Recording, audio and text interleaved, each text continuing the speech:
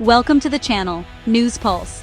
If you enjoy the content, don't forget to like, subscribe, and hit the bell icon to stay updated. Let's jump right into it. Why are there not more people talking about how quickly Tel Aviv's sense of security can be shattered? On what began as an ordinary evening, Tel Aviv's familiar rhythms were shattered as air raid sirens suddenly blared across the city. In an instant, civilians abandoned their routines and rushed for shelter, hearts pounding as they scrambled for safety. Explosions rocked the city as Iranian missiles streaked overhead, lighting up the night sky. Israel's famed Iron Dome sprang into action, intercepting many threats, but some missiles slipped through its defenses. The unthinkable had happened. The city's defenses were breached, leaving Tel Aviv exposed in a way few had imagined possible. Emergency crews raced through debris-strewn streets, weaving between burning buildings as they searched desperately for survivors and tended to the wounded. The psychological blow was immense. Suddenly, nowhere felt safe, and the city's sense of invincibility was gone. Families huddled together in crowded shelters, the city's usual buzz replaced by a tense, anxious silence broken only by distant explosions. People stared up at the sky, dreading the next siren, wondering if the next missile would find its mark. The attack left deep scars, not just on buildings and roads, but on the collective sense of security that once defined Tel Aviv. In mere seconds, Tel Aviv was transformed. Its people were left shaken, embracing each other amid the destruction, bracing for what might come next. The city's vulnerability was now undeniable, its wounds visible from above and in the eyes of its residents. The war was no longer distant. It was here, overhead, terrifyingly real, and impossible to ignore. The fiery Blitz had shattered more than glass and concrete. It shattered the illusion of safety, leaving a city forever changed.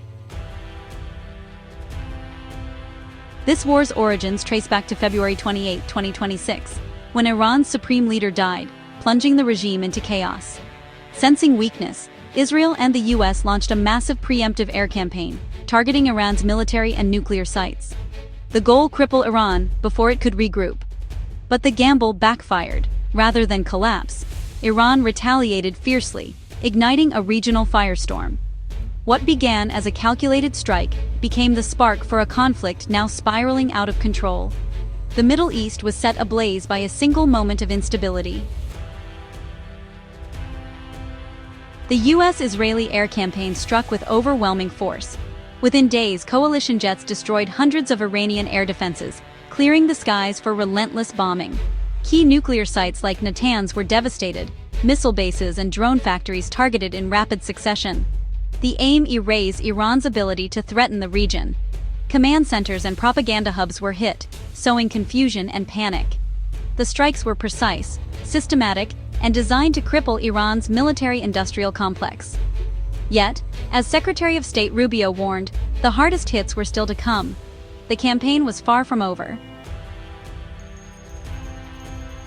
Iran's response was immediate and brutal, unleashing a wave of coordinated attacks that stunned the world.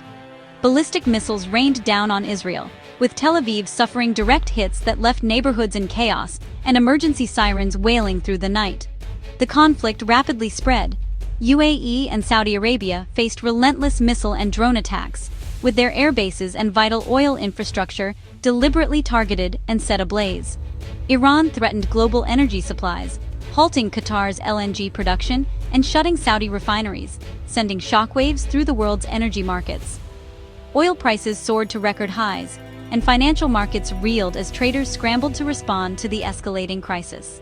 US bases in Kuwait and Saudi Arabia were struck by precision attacks, resulting in American casualties and forcing urgent medical evacuations. Iran's proxies, Hezbollah, Iraqi militias, and other allied groups joined the fight, opening new fronts and intensifying the regional conflict. The message was unmistakable. Any attack on Iran would unleash chaos and instability across the entire region, threatening governments and borders alike. The war's human and economic toll mounted rapidly, with civilians caught in the crossfire and economies plunging into crisis. No one in the Middle East was untouched, as families mourned, hospitals overflowed, and millions were forced to flee their homes in search of safety.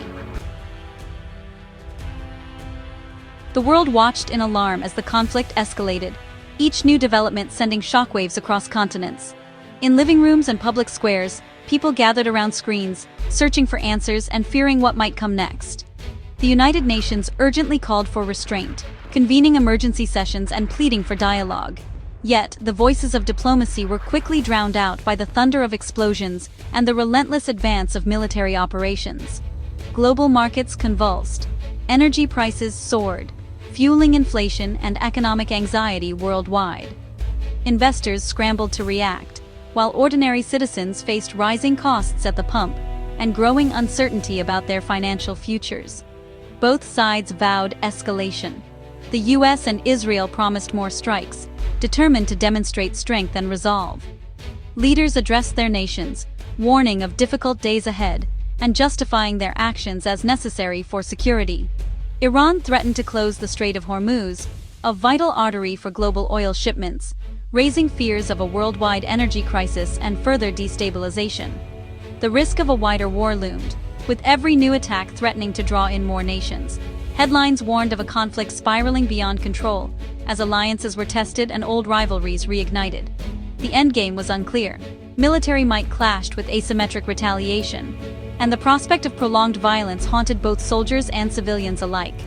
The region teetered on the brink, the world holding its breath as families sought shelter and cities emptied under curfew, uncertainty hanging heavy in the air. As of March 4, 2026, the Middle East stood at the edge of an abyss, its future more uncertain than ever, with hope and fear intertwined as dawn broke over a region transformed by conflict.